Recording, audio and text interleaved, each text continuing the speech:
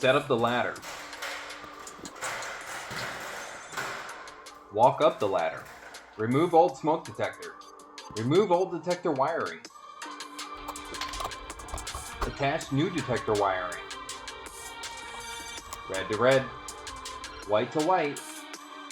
Black to black. Push wires in the box. Leave the clip exposed. Attach detector ring housing.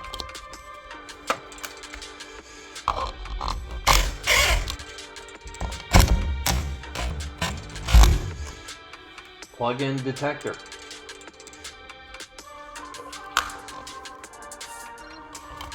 Twist detector on the ring housing. Pull out the plastic tab. Test it. That's it.